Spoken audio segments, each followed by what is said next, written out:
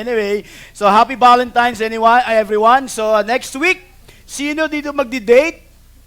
No, sino mag-celebrate ng Valentine's? Kami nag-date na kagabi, short, quick Valentine's date sa Tagaytay, napakalamig. Naku, punta kayo doon. Malamig ngayon sa Tagaytay, promise. Kahapon nag-date kami, yung tubig ko sa baso, hinagis ko, naging cube ice agad eh. Sobrang lamig, ano. So, again, merong mag-celebrate at meron din malungkot. Okay? So, anyway, napakaganda ng topic natin ngayon. Break tayo sa ating series na I Am the Church. Sa Bible, pag mention ng twice o thrice yung isang salita, meaning napaka-importante. If the Bible mentioned the word 3 times, 4 times, meaning it's very, very important. Did you know, have you noticed that our topic today was already preached last, hulaan nyo? No. Actually, last month. It's all about Exodus. Okay? About adultery. Now, the reason why inuulit natin yung isang topic, why? Because it is very, very important. And most of us, look at me, some of you, some of us, hindi talaga ipinapapasok notes. Because sa 100% of what you hear, only 5% retain. And 95% nakakalimutan. That is why today, starting today, especially yung topic natin ngayon, gusto ko isulat natin. Pwede ba yun? Kasi the more you write, okay, the more na naintindihan mo yung bagay na gustong iparating sa iyo ng Diyos.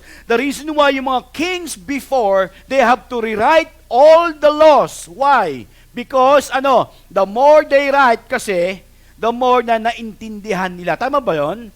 Magkaiba yung binabasa mo at subukan mo isulat lahat ng naririnig mo, maintindihan mo yan.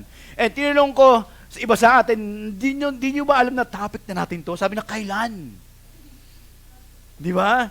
And that's why it's very timely because yung ating topic for today is very, very sensitive. And church, look at me.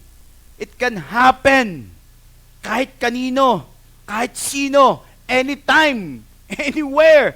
Itong adultery, okay, or immorality. Maintindihan natin minsan, madalas yung message pag nandun ka na sa situation. Amen?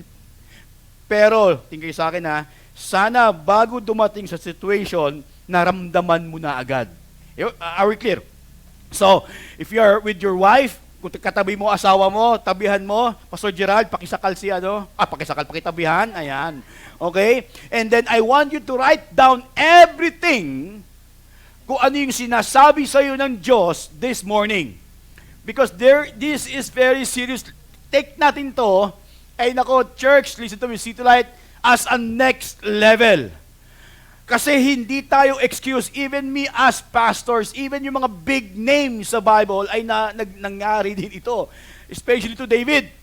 So we will talk about affair proof. Your marriage, if you are single, don't be single, look at me. Sana i-take mo to, i-practice na natin yung prevention simula today. Kung gusto nyo mag-asawa someday, sana ipasok nyo to sa kokote ninyo, sa puso ninyo. Sabi nga sa Bible, sabi ng according to the Bible, sabi doon, write down at the doorpost ng bahay nyo, doon sa wrist ninyo upang matandaan natin ng mabuti. And then these times, in your notes, write it down. Simula ngayon, babasahin ko to at pag-aralan araw-araw so that I will never forget. Okay ba yan? So mamaya, gagawa tayo ng bagay na hindi mo makakalimutan, okay? Sabi mo sa katabi mo, makinig ka. Okay? Pakisabunot. Pakihila, di nga ulit biro, pakihila yung ulo, wala ako, pasalamat ako. Okay, hilain mo yung buhok ng katabi mo. Sabi mo, bakit? Sabi mo, for you to remember. Remember the movie, yung Kingdoms of Heaven? Yung part na yon, kung nanonood ka ng Kingdoms of Heaven, mahilig ko sa medieval movie. yung isang bata doon, because kulang sila ng Nikes, inano ni nung bida, sabay sinampal. Sabi, why? Dumugo yung ilong eh. For you to remember your vow. For you to remember yung oath na ginawa mo to defend Jerusalem no matter what. So church, couples, remember your vow. Amen? Clear? So affair proof your marriage. Now, question to the couples. Yung marriage nyo ba is affair proof? Or bulletproof? Or fireproof? Yes or no? Airproof? Okay? So affair proof, pambira, hirap to puro R. Affair proof your marriage. Okay? So Exodus chapter 20 verse 14, napakalinaw to, kasama sa pang-ilang commandments. Pang-ilang commandments. Now, church, nagtapos tayo ng buong series ng Exodus. Pang-ilang commandments ang no shall not commit adultery. Sino magsabi? Number 1.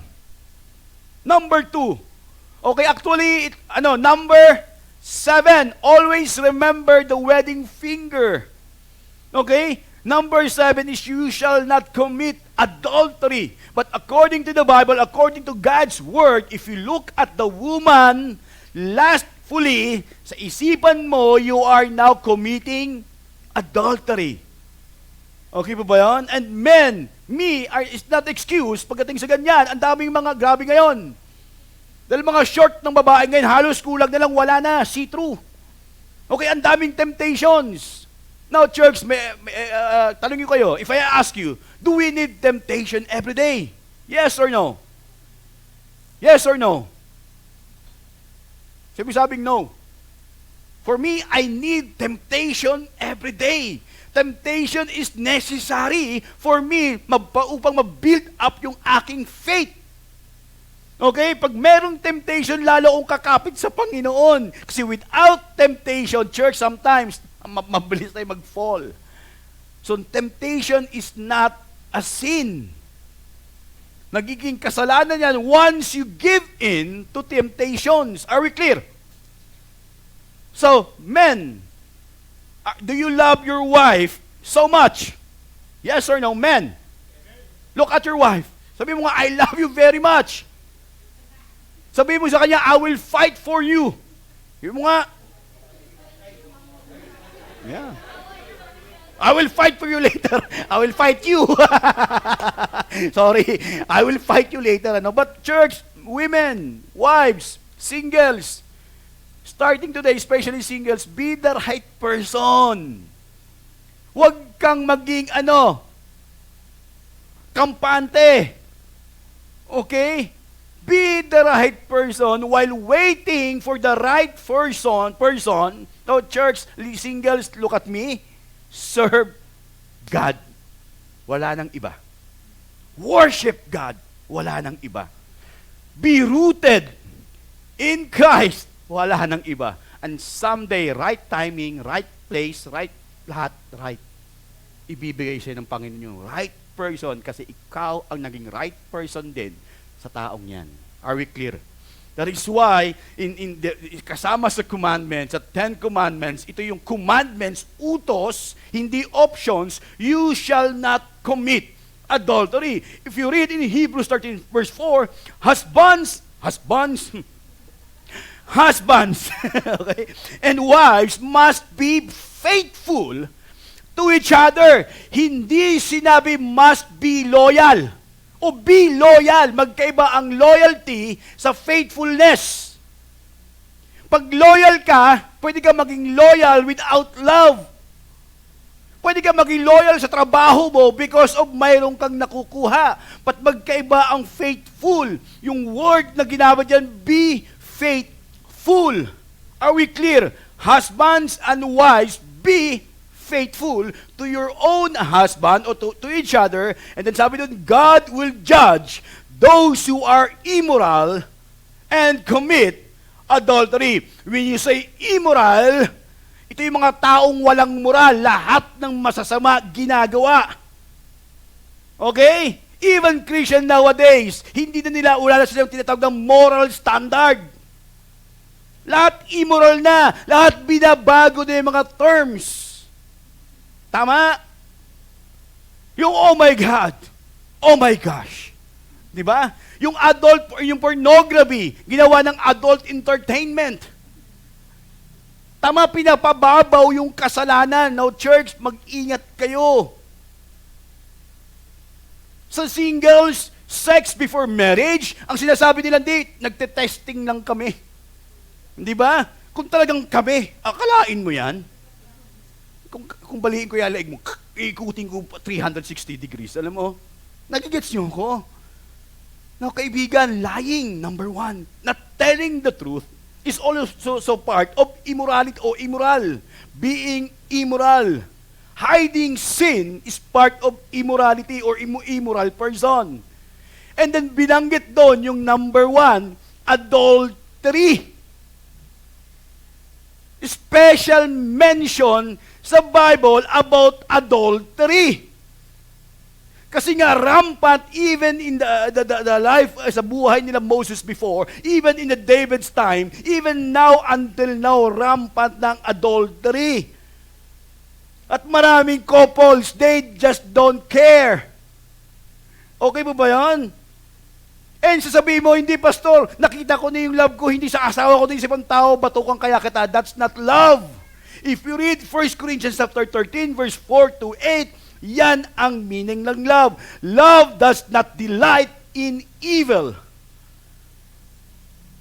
How can you say you love yung hindi mo asawa, yung kabit mo, or how can you say you love your girlfriend or boyfriend, pero hindi nyo sinusunod yung sinasabi ng Diyos, paano mo masabing love yan? That's lust. The reason why the generation today are lost because of misspelled word na love. They spelled the word love, is not L-O-V, but L-U-S-T, lust. But for us Christians, the way we spelled love is not also L-O-V-E. It's G-O-D, God. If God is love, hindi lang siya yung creator, author ng love, then dapat love in your relationship nag-grow. Amen? Nagbo-boom, nagbubunga, nagiging fruitful, kung tama ang meaning ng love. And yet, sad to say, a lot of couples nowadays, they are the one who are so shameful or ashamed sa ginagawa nila bilang isang couples. Wala nang holding hands, wala nang PDA na dapat ipakita nila bilang isang Christian couples, bilang isang disciples of Christ, ano itsura ng marriage. Clear? Pambihira, kung kailan pa kayo mag-asawa, wala nang date. Ano ba? Pasensya na, di ako galit. I am very emotional today because of this topic. Now, church, natutuwa ako, may nag-message sa akin about yung ko na sa GC. Meron isang couple, kinasal ko actually on the spot because they don't have budget. Pwede kita ikasal libre. On the spot, nagbigay tayo ng counseling about marriage, about love, then they were so thankful. And that day, nakakarinig sila ng salita ng Panginoon.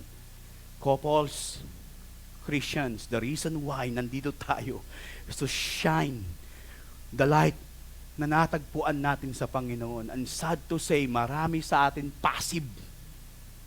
Passive. Di ba?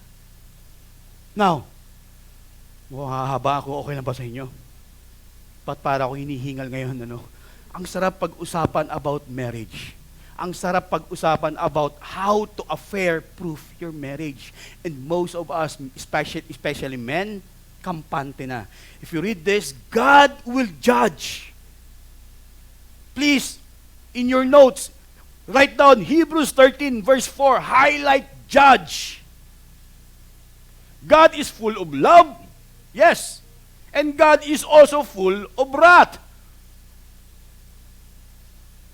If you are part of God's family, discipline, ibibigay siya ng Diyos when you are part of His family. Pag wala, yari ka. God will judge those.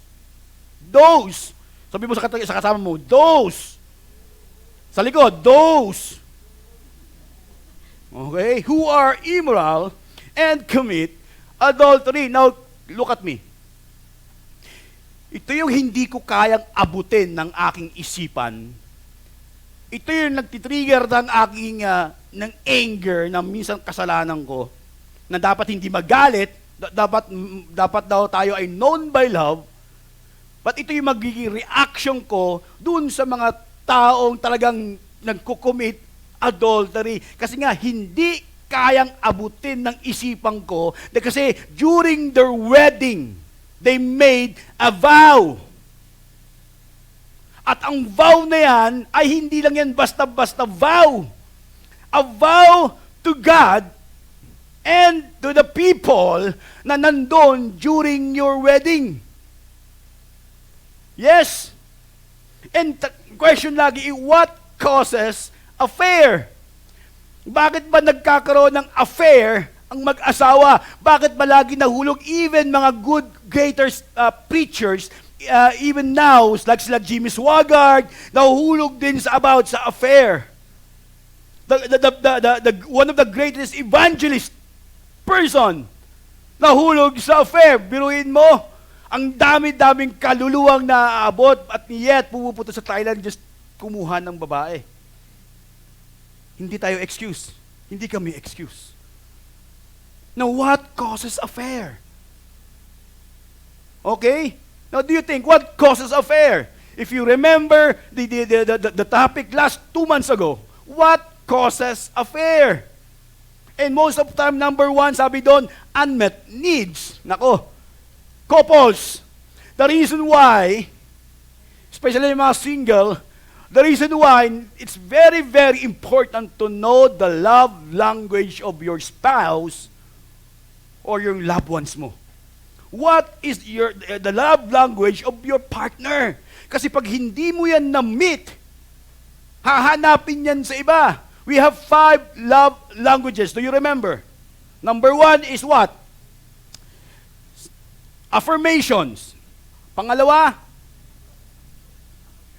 act of service. Pangatlo, quality time. Pang-apat,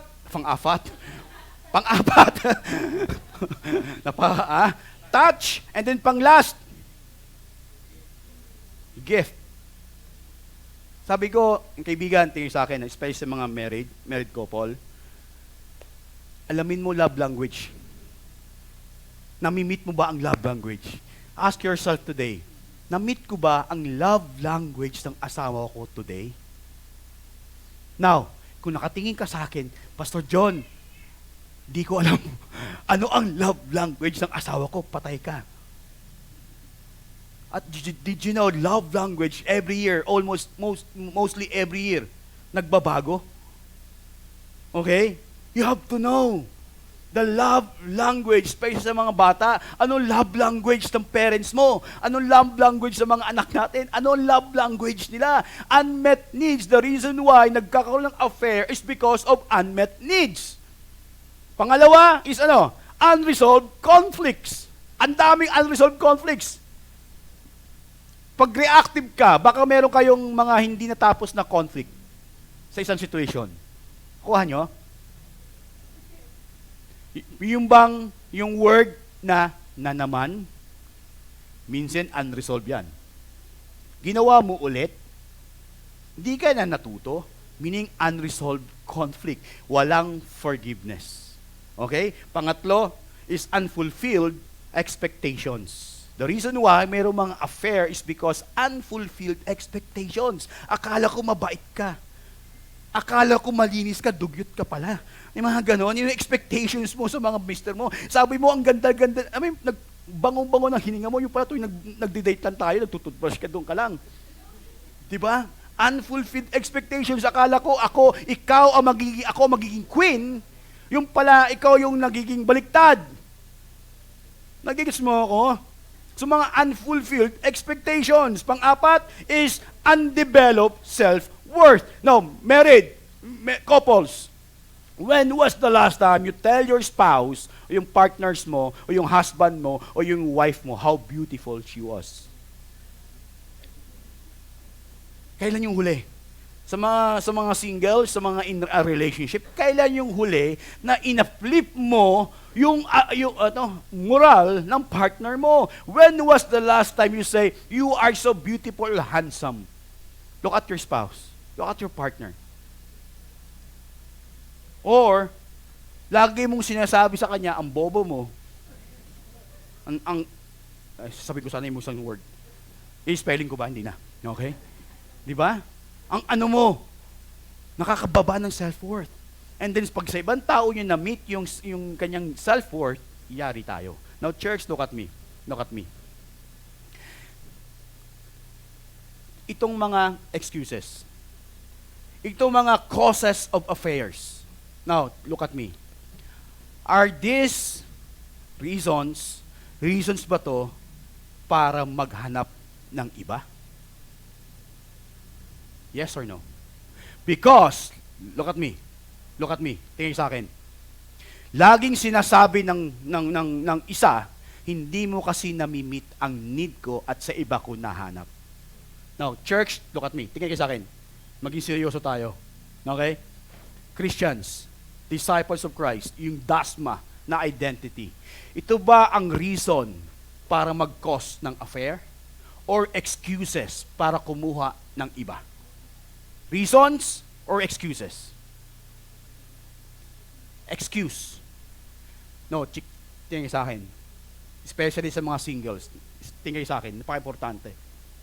Kung hindi nami-meet ng asawa mo yung need mo, dapat ikaw ang magbibigay. 100%. Pag ito lagi mong hinahanap sa relationship, masisira relationship nyo. Instead, na dapat ikaw ang nagbibigay lagi, na walang expecting in return. Because love is all about giving. Fair o unfair? It's fair. Sa relationship, hindi 50-50, 100%. Pag 50% lang binibigay mo, hindi na yan love. It should be 100%. No, causes of affair, pinakita ko sa inyo, yan ay isang mga excuses ng mga taong nagfo-fall sa adultery. Now, kaibigan, look at me. Pag ang sarili mo, ang puso mo ay punong-puno ng pag-ibig ng Diyos, hindi yan ang magiging excuse mo. Yes, ang reason mo, ibibigay mo 100% doon sa partner mo. Now, church, look at me. Pag binigay mo 100%, ibabalik din sa'yo ng ilan? 100%. Are we clear? Malinaw? Sinusulat nyo ba? Sinusulat nyo ba? Mamaya may exam. Okay? May quiz. Pag hindi ka pumasa, pag may isa lang mali, di kita pa sa langit. Hindi ko ibibigay yung code. Joke lang, ano? And then, church, ito lang pakiusap ko bilang isang pastor. Pag-usapan nyo yan mamaya. Talk about it. Para bang tinatawag na gasoline boy principle. Ang lagi kong sinasabi, gasoline boy principle, over-communicate. Like yung gasolina, yung gasoline boy, sir, unleaded, oo, unleaded. Sir, unleaded, 100 pesos, 00. Sir, unleaded. Paulit-ulit, nakakairita yung mga gasoline boy. Pero tama sila. Kasi the more na inuulit mo, the more na natatandaan mo. Are we clear? No, kaibigan, Nathan, Pastor Jay, yung mga couples dito, pag-usapan nyo later. Ask the 4 hard questions. Did I hurt you? Nasaktan ba kita? Anong ginawa kong, paano kita nasaktan? Mapapatawad mo ba ako? Ano ang pwede kong i-develop pa bilang isang husband or wife or bilang isang tatay o bilang isang partner sa relationship? Now, church, good thing. Alam mo, God is good. Amen? Is God good? Because, alam mo, hanggang ngayon, nandito kayo para bigyan ng preventions. Merong tinatawag na way out. Are we clear? Merong way out.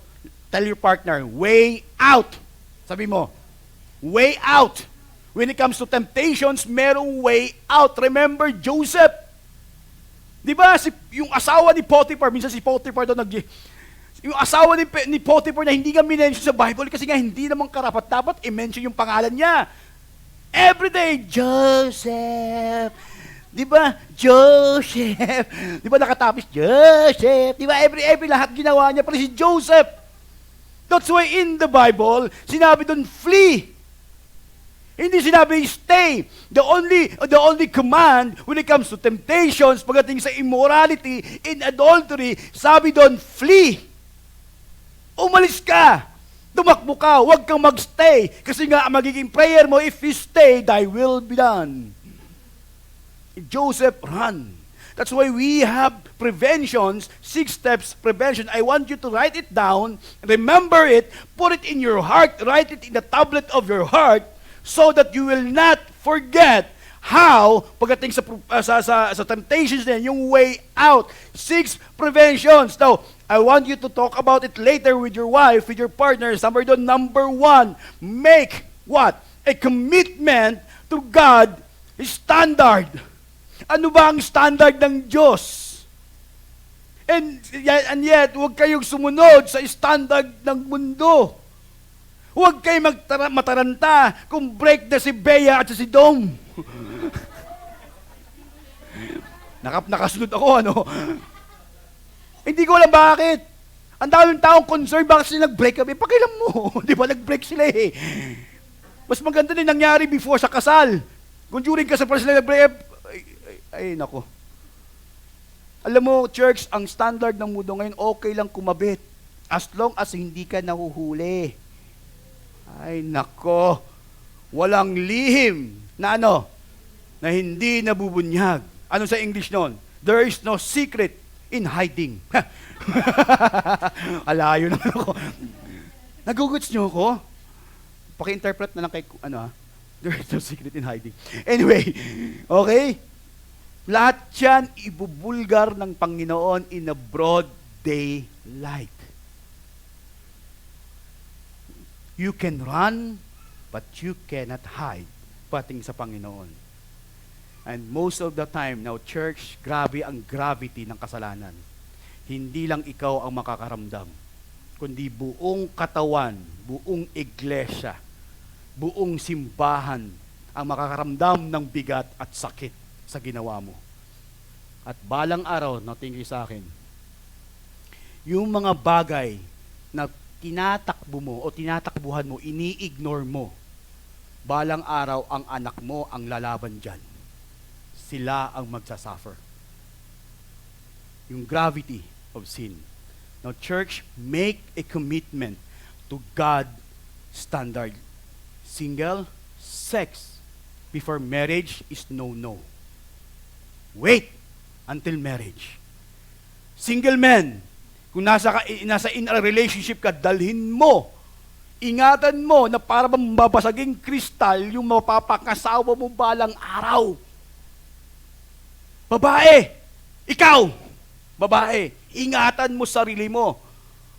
Pag ang boyfriend mo dinidemonyo, hiwalayan mo na.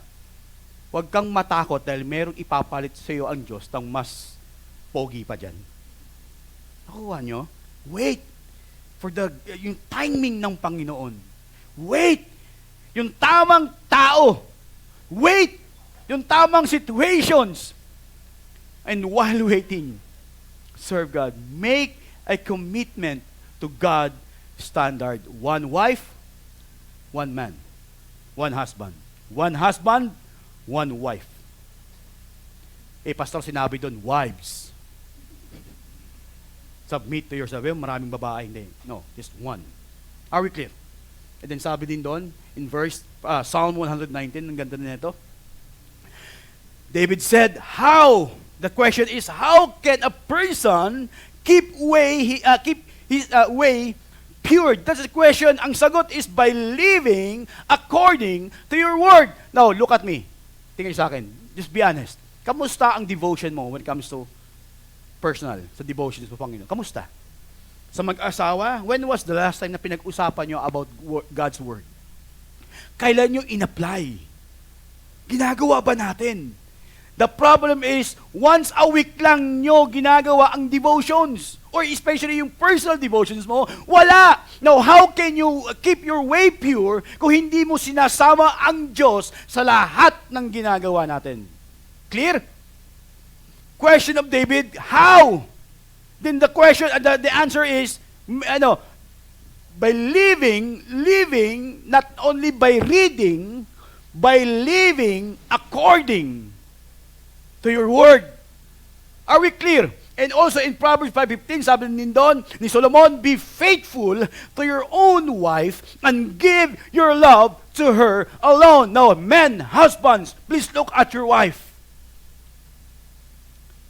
Look at them. Oh, them. Now, her. Sorry. Look at her. Okay, them pala, ang dami. No? Her. Look at her. Sabi mo, I will make a vow today. Men, singles, if you're in a relationship, make a vow. Hold her hands. Come on, men. Men. Men. And in your notes, write it down. I will make a vow today to be faithful to my wife. I will be faithful to you starting today. Maging more faithful sa'yo. When you say faithful, open communications, walang tinatago, lahat. And then, now church, if you make a vow, meron na akong ditong cutter. Mag-blood compact tayo. Hindi, joke lang. Okay? Write it down. This verse, pwede mo gawing personal eh. I will be faithful to my wife. And I will give my love to her alone. Hindi trabaho mo, hindi yung career mo, hindi yung desires mo, yung goal mo, kundi siya mismo. My number 2 priority in life, my primary ministry. Clear? Galing ano? God is good. Amen?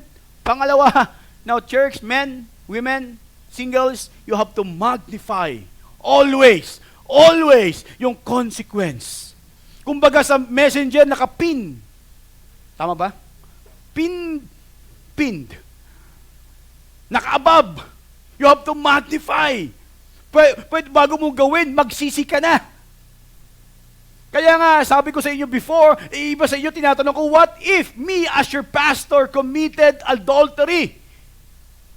And one, sa mga member ng City Light, anong gagawin mo?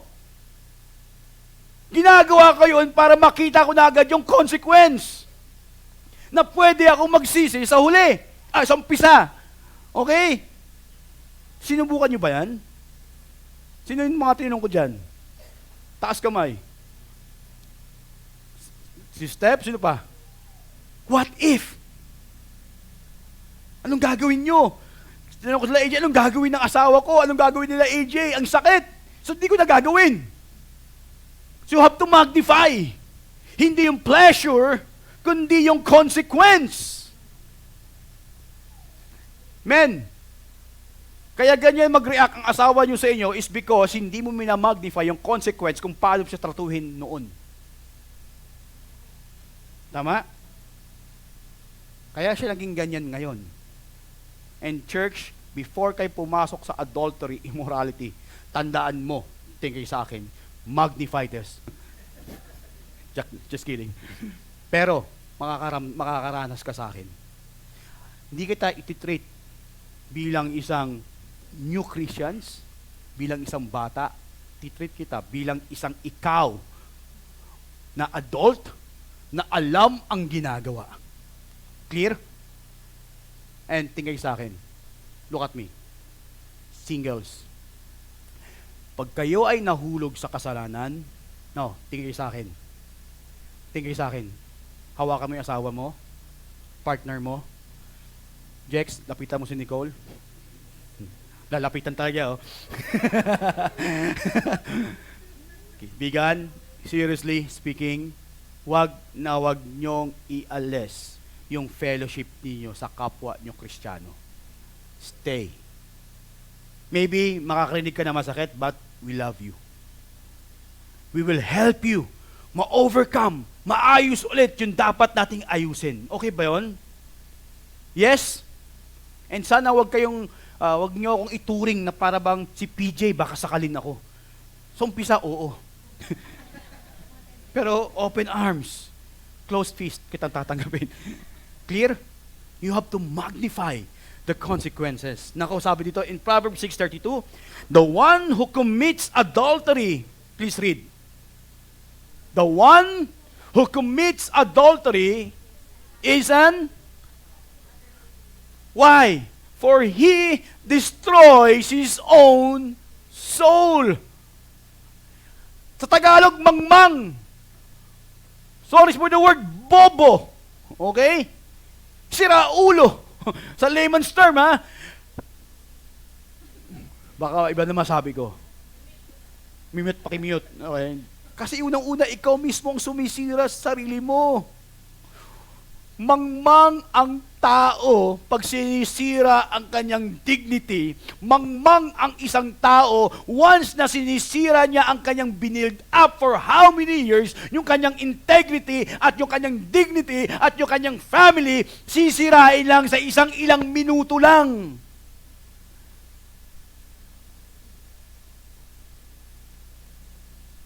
Pakibasa ulit. Can you read this again? The one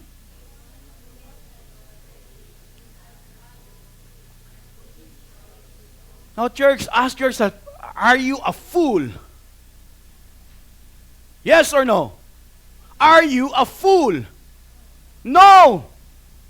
Mataas tayo dyan. Imagine this. Namatay si Kristo para sa'yo. Ang ganda ng kanta kanina. Di ba? O yung Tagalog song, sana once a month may Tagalog song, lalo na yung second to the last and yung last songs. Wala nang hihigit pa sa'yo, Panginoon, dahil ibinigay mo na lahat sa akin eh. Ano ang magiging reason ko ngayon or excuses ko para maging unfaithful sa'yo? Yun na lang ang tingnan natin, kaibigan. You have to magnify the consequences because, isa dito, in Proverbs 6:26, adultery will cost a man all he has. Do you agree? Do you agree? Everything, lahat yan sisirain sa maling choice, sa maling decision, sa maliit na decision na hinayaan mo sa isipan mo na gumala. Nakakalungkot. Ko, may mga taong ang taas, alam mo yun, iba ng tingin sa kanya, and yet, because of one wrong move or choice, lahat nasira. Kaibigan, now look at me.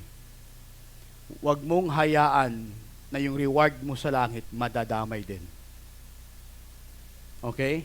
Yung gravity of sin, maybe you are enjoying now. Yung wife, yung anak mo will suffer later. Sabi mo nga, enjoy now. Sabi mo sa kasama mo, enjoy now. And you will suffer later. Parang Saint Peter, die now, pay later. Totoo yan. Die now. Why? Because, church, tingin sa akin yung faith mo sa Panginoon mamamatay. Die now, pay later. Yung joy mo sa Panginoon mamamatay. Yung fellowship mo with other believers mamamatay. Tama? Yung purpose mo lalo, mamamatay. Yung relationship mo with the Lord, with our God, mamamatay. At ang kapal ng mukha mo, habang ginagawa mo yung kasalanan, nagpipray ka pa. Asking for a blessing. Tama? Tama? Look at your spouse. Tingnan mo, hawakan mo yung asawa mo, wala kang asawa. Okay, hawakan mo yung partner mo, yung anak mo. Now, tingin kayo sa akin. Tingin sa akin. Ano ang ginawa sa'yo ng Diyos? Susulat nyo. Ano ang ginawa sa'yo ng Diyos para gawin mo yung bagay na ikasasakit ng kanyang puso? Ano ang ginawa ng Diyos na papalitan mo ng ng kasamaan? yung kanyang pagiging faithful sa'yo. Ano ang ginawa ng Diyos sa'yo? Kung wala kang maisip, wala ka ring dahilan para saktan ang puso ng ating Panginoon na napaka-faithful sa atin. Clear? Ask yourself. And pag-usapan nyo mamaya, ano ba ginawa ng Diyos sa atin? Ano ba ginawa ng Diyos sa akin? Okay ba yun? You have to magnify the consequences. Number 3, you need to maintain my marriage. Maintain your marriage. Kung ano yung ginagawa mo noon, during mag-boyfriend, girlfriend pa lang kayo, i-maintain mo yan at palaguin mo lalo. Okay ba yun? Date your wife.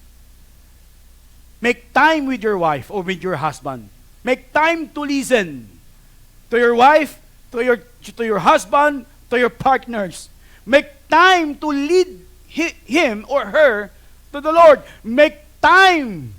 Tawag yan is intentional. Be intentional. Maintain your marriage. Sabi doon, if you read in 1 Corinthians chapter 7, verse 3, a man, in your screen, a man should fulfill his duty as husband and wife, and woman should fulfill her duty as a wife. You have to fulfill. That's why, look at me, against ako sa mag-asawang nasa abroad ang isa. Because you cannot fulfill your duty. You have your duty na ikaw lang ang pwedeng magbigay. Hindi si kapitbahay. Hindi ang office mate. Are we clear? If you want to go abroad, bring her with you. If you cannot bring her or him with you, then huwag ka mag-abroad. Especially long term. Hindi ako naniniwala sa LDR. Kahit na may internet. Gusto mo ng yakap, yakapin mo yung monitor mo. Gusto mo ng kiss, hindi ang baho ng monitor mo, puro ka-kiss doon. Di ba? Nagigets niyo ba ako? You should fulfill your duty. And each should satisfy the other needs. Baymax rule. Baymax principle. Did you, nakapanood ng Baymax? Are you satisfied with my care? Ako mo sa ate Abby, lagi ko tinatanong, are you satisfied with my love, with my care, with my kindness? Pag sinabi yung hindi, gagawin ko pa, dadagdagan ko pa, sosobrahan ko pa. Okay pa ba yun? One time, pinagbukas ko ng pinto yung sa ate Abby mo ng kotse, hindi siya makapaniwala eh. Pero alam niyo, gawin niyo madalas. Are we clear? Fulfill. Love language. Yung needs ng asawa mo yun. Single, pag-isipan nyo. Kung gusto nyo mag-abroad, hanggat single ka, gawin mo. Pero pag may asawa ka na, pag-isipan mong mabuti. Baka, yung needs ng asawa mo sa abroad makikita. Blonde. Maputi. Okay? Hindi naliligo. Hindi, joke lang. Nagigets nyo ako? And then, in 1 Corinthians 7:5, couples, listen to this. Sa mga single, pag-isipan nyo to. Men, sabi doon, wives and couples, do not deprive each other of sexual, para mahina, of, unless you both agree to refrain from sexual intimacy for a limited time, so you can give yourselves more completely to prayer. Afterward, you should come together again so that Satan won't be able to tempt you because of your lack of self-control. Now, women, wives, pag ang asawa nyo nangalabit, pagbigyan nyo, do not neglect or do not reject. Rejection yan. But, men, baka sabihin nyo, husbands, sinabi ni pastor, wag daw ha. Depende yan sa usapan nyo. Pag meron kayo na pag-usapan, kahit pagod ka, ibibigay mo. Are we clear? Because na pag-usapan ninyo. Plan. Single, yung sex, ay hindi para sa inyo. Sex is not a sin. sex is a gift. Worship. Sacred for couples only. Single, tingin mo yung partner mo. If you are in a relationship, look at your partner. Sabi mo sa kanya, I will protect my purity. Sabi mo, help me hanggang marriage. Are we clear? And then sabi doon, so that Satan won't be able to tempt you because of your lack of self-control. Ito yung top 5 needs of most men. Now, women, look at this on your screen. Number 1, hulaan nyo. Sexual fulfillment. Wala bang amen dyan sa mga boys? Mga husbands pala, hindi lalap boys ha. Husbands, wala bang amen dyan? Most men. Number 2, recreational companionship. Kasama, number 1 fun. Okay? Kung nagbabasketball asawa nyo, be his number 1 cheerleader. Pangatlo, an attractive spouse. Women, wives. Look at me, wives. Yung mga wives. Sabagay, wala naman nakitang yung pabaya dito, lahat maayos. Yung mga singles, mga men, bigyan nyo ng budget asawa nyo pambili ng beauty products. Okay? Okay? Para sa inyo din yan. Attractive spouse. You know why? Kami mga husbands, gusto namin i-present kayo ng maayos. Presentable. Number 4, domestic support. Wala bang amen dyan? Pagtimpla nyo, pagluto nyo, massage yung paa, yan ang mga domestic support. Especially, look at me, wives, every time na uwi si mister, salubungin nyo naman. Malakas yun Okay? Okay ba yun? Wives? Wives, alam ko iba sa atin, kami ng mga asawa natin, mga breadwinner, kahit uwi, alam mo sa ate Abby nyo, baliktad pala, no? Pag ako na gumagawa at siya, kailan ka uuwi? Susunduin ba kita? Kahit nandiyan magkabilang kwarto. Domestic support. Okay, number 5, admirations. Okay, wives, tell your husband, you are so handsome. Okay? Kahit ikaw lang ang kumbinsido, sabihin mo. Okay ba yun? Kahit na ayaw maniwala ng mga biyanan mo, basta ikaw naniniwala, walang problema doon. Okay ba yun? Yan ang top 5 needs. Now, if I were you, wives, ilagay niyo yan lagi sa vocabulary ninyo sa inyong notes. Then ask yourself, ito ba nagagampanan ko bilang isang wives? Men, are you ready for women? Number 1, affection. Laging sinasabihan ng I love you, yung care, yung text, hinahimas yung buhok, binubugahan ng usok tuwing umaga. Alam mo yun, lahat ng affections, ibigay mo. Okay, manok pala yun. Okay? When you say affections, lahat. Kasi ang babae is very fragile. Men, ingatan natin. Dapat yung arm natin is magiging protection nila. Okay? Hindi magiging fear nila. Pangalawa, conversation. Kahit ayaw mong makinig. Pakinggan mo. Pretend. Joke lang. Oo. Alam mo, kami ni Ate Abby mo, nag-uusap kami minsan about, kung mapapasin mo, pati ako na sa Korean, K-drama, kasi doon kami nagkakaroon ng conversations. Totoo yan. Okay? Pati ngayon, pag kami nangako, meron na kaming tapos magpo-post. Di ba? Ganun yung K-drama. Alam nyo, sa mga couples, gawin yung fun, yung relationships. Okay ba yun? Gawin yung, dapat enjoy ninyo. Kasi ano yung bakit now, look at me ha?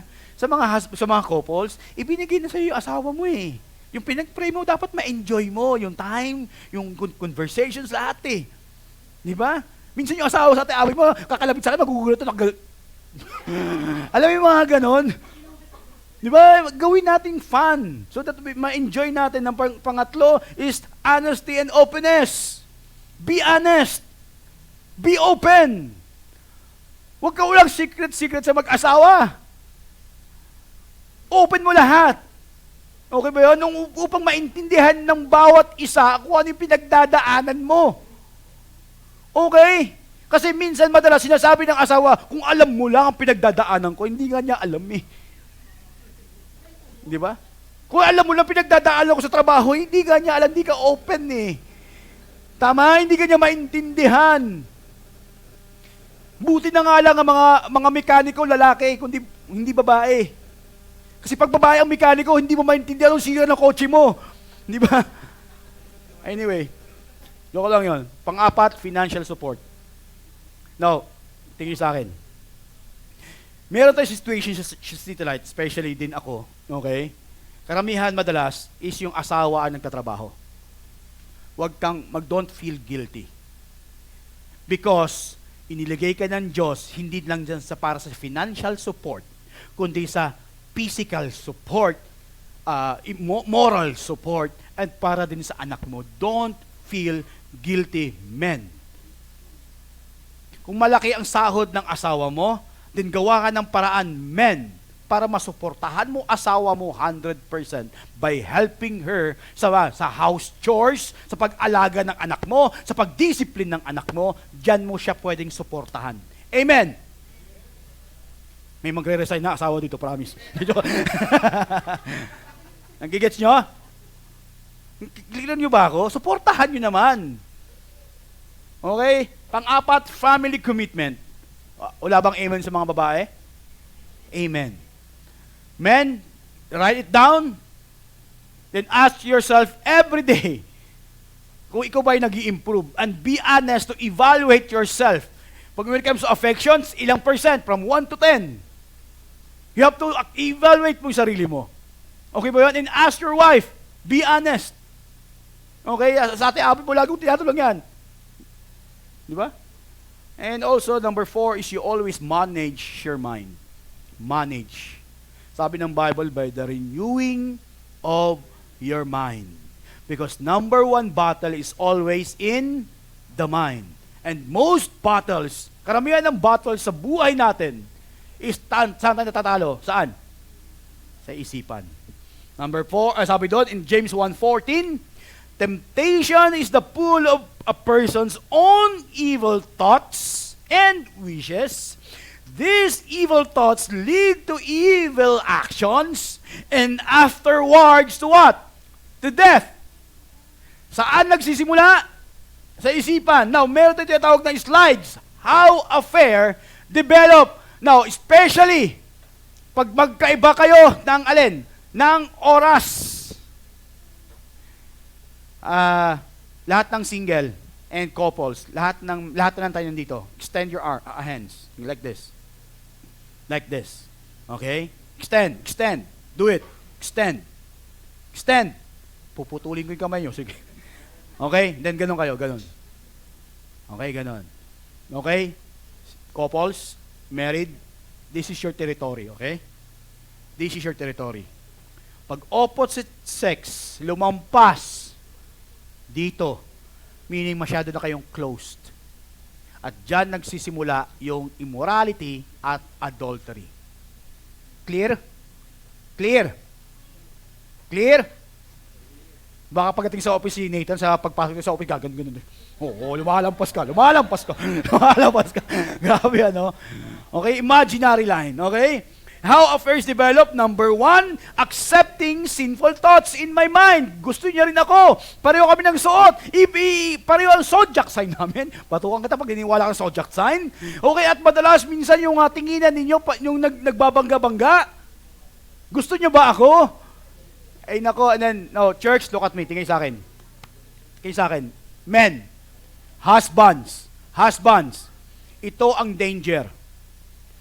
Nagsisimula ang affair, nade-develop ang isang affair once na sinasabi mo na yung problema mo sa opposite sex. About your husband, about your wife. Never disclose yung problema nyo sa ibang tao na hindi mo ka-close. At lalo na sa opposite sex. Never. Sabi mo sa tabi mo, asawa mo, never. Okay, never. Diyan nagsisimula. Pangalawa, ito na yung slides, because of that emotional, non-physical involvement. Dahil madalas kayo nagsasama, madalas mo siyang kausap, madalas mo siya nakikita, hanggang sa pag-uwi, sabay kayo na develop. Tawag dyan is MU, mag-un. Okay? Or mutual understanding. Okay? Mahirap na. Madedevelop ka kahit pangit pa yan. Pag lagi mong kasama, madedevelop ka. Agree? And then, ito yung masaklap. Physical involvement. Ay, nako. And then, yung slides, rationalizing the affair. Ka-workmate ko yan. Gumagawa kami ng project. Nandun kami sa Sogo, gumagawa ng project. Meron nga ako napanood ata sa Tulfo yon. Nung ginagawa niya dito sa Sogo, kumakain ng fried chicken. Rationalizing the affair. Alam mo, church, look at me. Tingin sa akin. Ang city light, hindi excuse. At meron nangyari na sa atin. Mga kaibigan, hindi tayo magsiseryoso kung hindi natin na talaga nararamdaman. Maybe you are safe for now. Maybe hindi sa susunod. That's why, itong topic na to, help you to make yung pre-decision. Yung pre-decide. Emotional and rationalizing the affair. And 2 Timothy, verse 2 to 22, turn your back on lustful desires and give your what? Your positive attention to goodness, integrity, love, and peace. 180 degrees. Okay? Before mo gagawin yan, ask yourself, God is so good to me. Yun lang. And if you read Romans 16:19, I want you to be wise and about what is good and innocent about evil. And 5, maintain proper relationships. Maintain proper relationships. Now, kaibigan, I hope and pray sa mga single women na nandito, na mi-maintain ko yung proper relationship sa inyo. Even sa mga wives, na mi-maintain ko ang proper relationship ko sana sa inyo. Okay pa ba yun? Nakita niyo ba kung may niyakap na ba ako dito? Diba? I missed you! Diba si Rachel? I missed you! Ang sasabihin kayo ni Pastor Gerald? I miss you too, pag. Diba? Maintain. Know your distance. Know your territory. Know your limit. Know your weaknesses. Women, lalo sa singles, hindi porket kuya-kuya, tatay-tatay, okay na. No. Maintain. Si PJ naman yun, maintain. Protektahan nyo ako, puprotektahan kita. Maintain. Are we clear? Parang tahimik ah. Yes, maintain. And also sabi dun sa verse, but among you there must not be even a hint of sexual immorality. Now mga single, pag tinanong namin kayo, oy bakit kayo nandyan? Ano sasabihin nyo? Always bring someone with you. Third wheel. Kung pwede maging fourth wheel, napapatawa si Sabi. Third wheel ka ba, Sabi?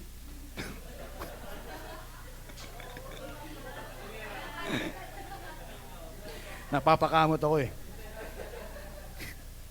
Okay? Okay lang maging third wheel. Sa mga third wheels, o third wheel, alam mo, be thankful. Kasi nandiyan ka, pinili ka para maging mediator at maging witness nila. Amen? At ikaw dapat ang bantay. Sumusobra na. Di ba? Third wheel, kung yung kasama mo mag-boyfriend, girlfriend, gusto niya i-kiss, sabi mo, sa akin ka muna mag-kiss. Okay? There must not be even a hint. Now, mga men, don't meet opposite sex outside na kayong dalawa lang. Mahirap na. Sa mga couples, mahirap na. Huwag kang sasakay na hindi mo asawa. Okay? I mean, sa mga sasakyan, mga motor, maliban sa angkas. Okay? Kung mag-aangkas kayo, make sure na mabango yung helmet. Okay? And number 6, lastly, you have to minimize the opportunity. If you read in 1 Corinthians chapter 10, verse 12, so be careful. If you are thinking, oh, I would never behave like that, let be this warning to you, for you too may fall in the sin. Ako, ingat tayo. Huwag mo sabihin malakas ka. Narinig ko na yan. Trust me, pastor. Ibuntis. Nakalimutan mo yung trust. At ngayon, itatrust kita. Are we clear? Now, kaibigan, ito mahirap pa. Ito pa mahirap. 1 Corinthians chapter 15, verse 33, bad company corrupts good character. Alam nyo, nakakatuwa. Share ko lang konti. Yung minute kong couples last Friday, sa may Mitokoshi Mall, kilala na ako ng coffee bean doon. Pastor, ikaw ulit. Alam mo, sinabi niya, ay pastor, o nga no, I realized, unbeliever to before siya tumanggap. I realized, pastor, kaya pala ganito yung relationship namin is because marami akong kaibigan na mumuhay sa hindi maayos. Bakit ba ako nag-i-stay doon?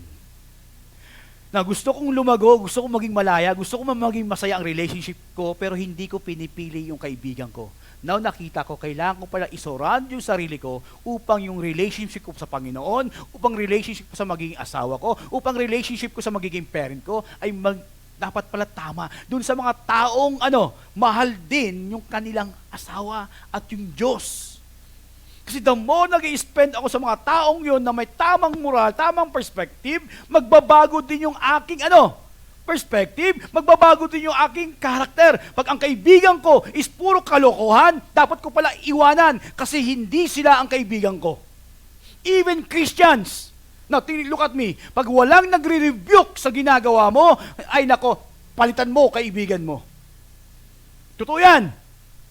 Kahit nasabi mo, Kristiyano ng pastor, oo nga, walang dulot na naibibigay sa'yo, iwanan mo. Or limit your time sa kanila. Are we clear? Nagiging concern lang sila pag nasa kasalanan ka. Alam mo, singusa. Di ba mga chismoso? Surround yourself. Bad company corrupts good character. Who is your friends? Di ba? Tell me what your friends. Tell me who your friends are, and I will tell you who you are. Di ba? Are you who you are? Puro are. Number 1, pakisulat to in your notes. Make sure that your best friends are those who are committed to their marriages also. Okay? Sulat mo to Status mo. Make sure. Kaya laging kasama sila Joanne, sila Atan, sila Ayi, sino pang mga couples dito, because they are also committed to their marriages, to their family. Gusto ko maging ganun. Hindi ko sinasabing, pastor ako, alam ko na, no. Gusto ko maging ganun. If you notice, meron ako mga D groups, mga family group din, no? Gusto ko rin matuto. Surround yourself. The more you stop learning, that's the time, stop growing. If you stop growing, you start fading.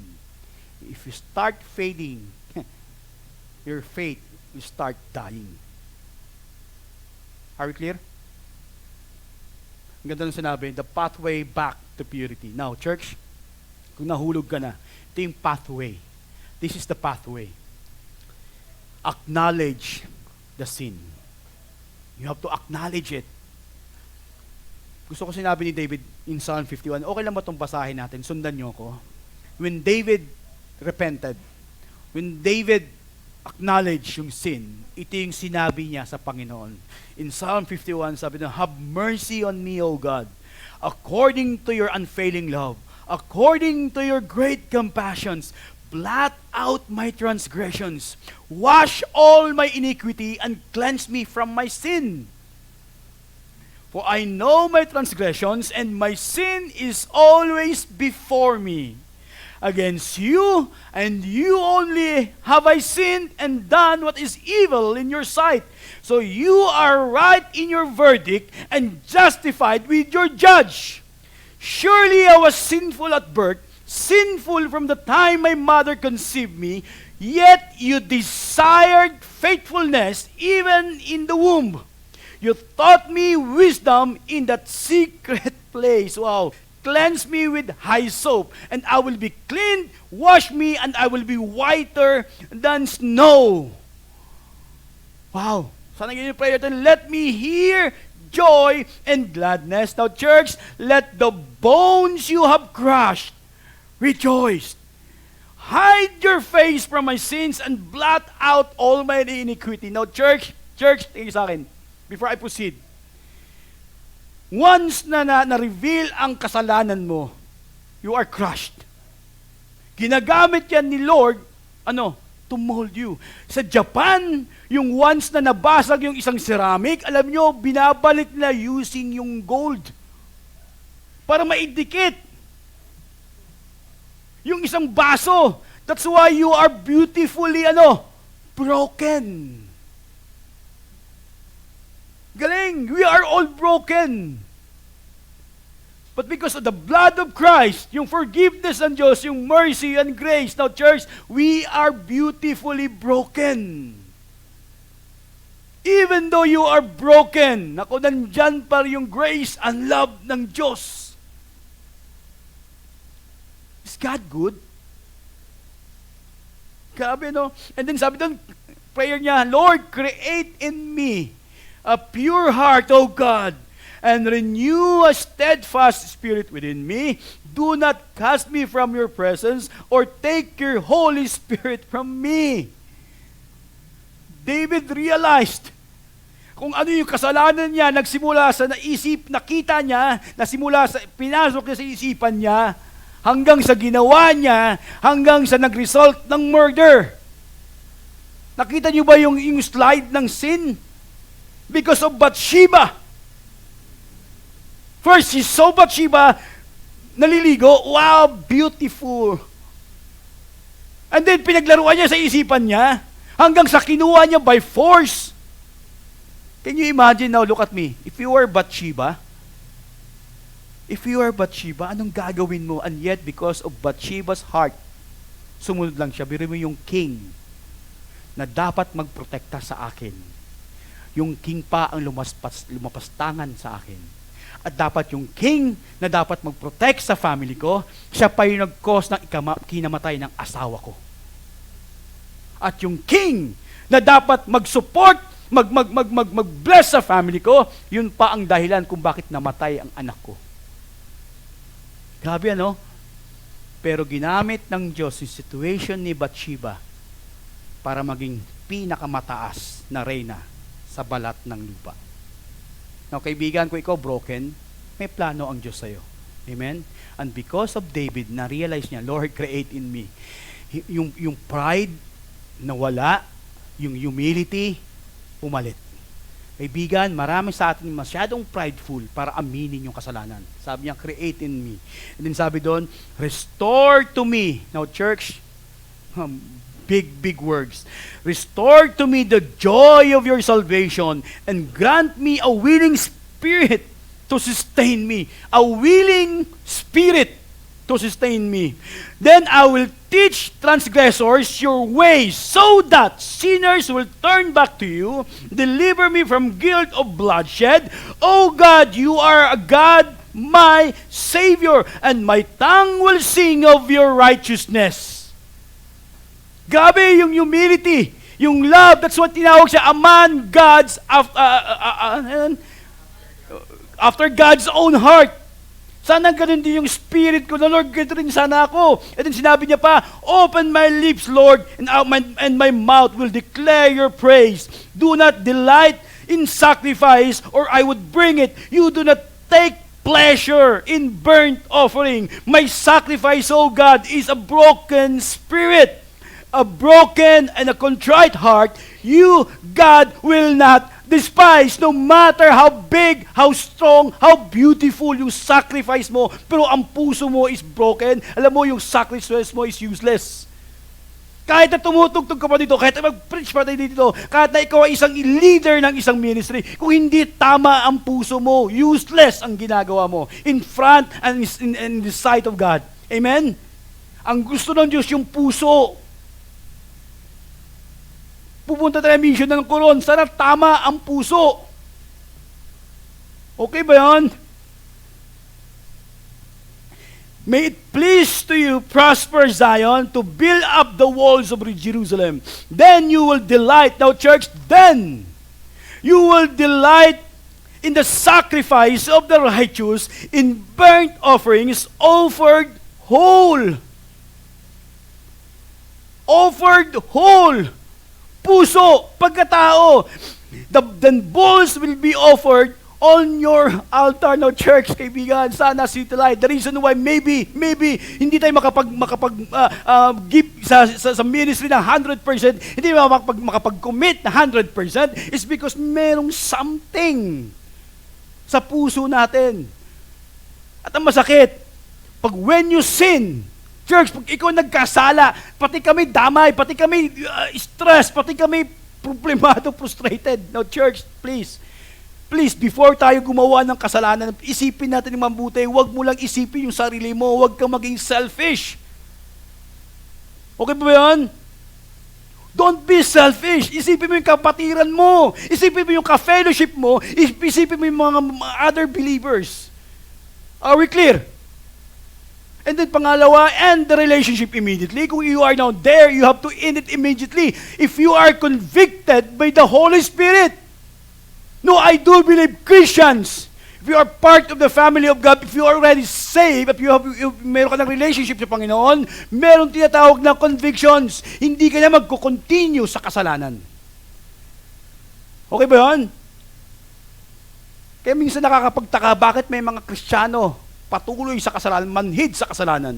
Kaya napapatanong, kaligtas po itong mga to. Letter C. Avoid all contact with the person you are committed adultery with from now on. And letter D, last, make a commitment to be morally pure for the rest of your life. Okay, kaibigan, sana lahat tayo maging tama sa Panginoon. Sana lahat tayo magtulungan. Sakit ng isa, ramdam ng buong katawan. Kaibigan, wala pa ako nakita sa katawan natin na sasabihin ng hinliliit, ay, magpapabigat ako. No. Lahat may tinatawag na unity. Okay? May teamwork. We are part of God's body. Meron different functions. Be functional. Tatawag ko yung banda.